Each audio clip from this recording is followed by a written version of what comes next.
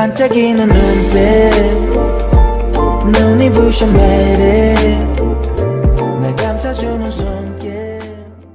Lately, Choi Myung-ji had grown increasingly uneasy. She could feel that Yoon Se-young was beginning to suspect her, watching her closely, perhaps even digging into things better left buried. The notebook where she had recorded everything details that could ruin her had been locked away in a safe. But with Se-young's suspicion looming, the safe no longer felt secure. She decided it was too dangerous to keep it there any longer. Choi Myung-ji's growing wariness wasn't unfounded. The way Se-young looked at her, the way she asked questions, it was clear she was connecting dots. Choi Myung-ji, sensing that her secrets were at risk of being exposed, chose to move the notebook to a new hiding place. That decision, however, would turn out to be her greatest mistake. Meanwhile, Shin Hyo-jin had returned home, still pretending to suffer from memory loss. Choi Myung-ji believed her, unaware that Shin Hyo-jin was up. Yet, every time they met, Choi Myung-ji felt a pang, not of guilt but of something deeper, pain. Perhaps fear. Shin Hyo-jin no longer looked like the frail woman she used to. Her eyes now held a piercing clarity as if she saw through every lie. That haunted Choi Myung-ji. Then came a phone call from Se-young. She revealed that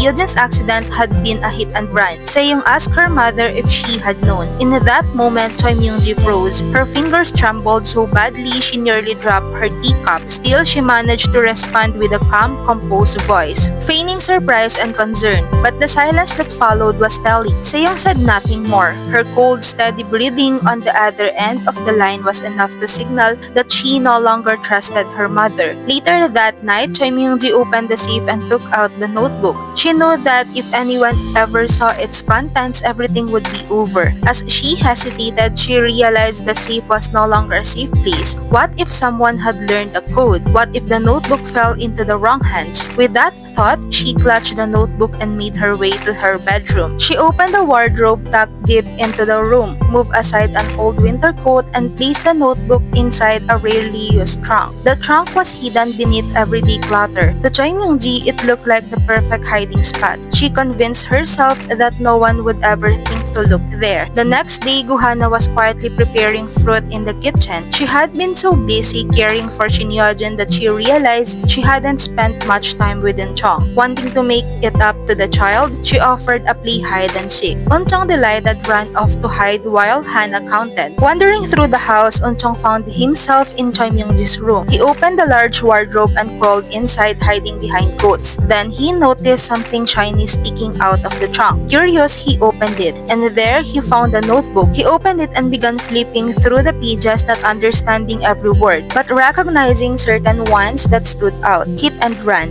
detective, and long list of dates and numbers. The words made him uneasy. Just then, Hana called out, asking where he was. Eun-chong climbed out of the wardrobe and ran to her with a notebook in hand, asking about the strange word written inside. Hit and run. Guhana took one look at the notebook and froze. As she flipped through its contents, her expression changed. Inside were handwritten records, dates, account numbers, names, even a note that said, "End it." Everything pointed clearly to Choi Myung-ji's involvement in the crimes she had tried to keep hidden. Guhana hugged Eun-chong tightly, thanking him. That evening, she called Shin Hyo-jin and Yoon Sung-ho to the house. The three of them sat in silence around the open notebook, their faces tense. Shin Hyo-jin picked it up with trembling hands. The more she read, the wider her eyes grew. Tears began to form. She had waited so long for this. The day the truth would come to light, she finally spoke. It was time to end everything. Time for those responsible to face the consequences.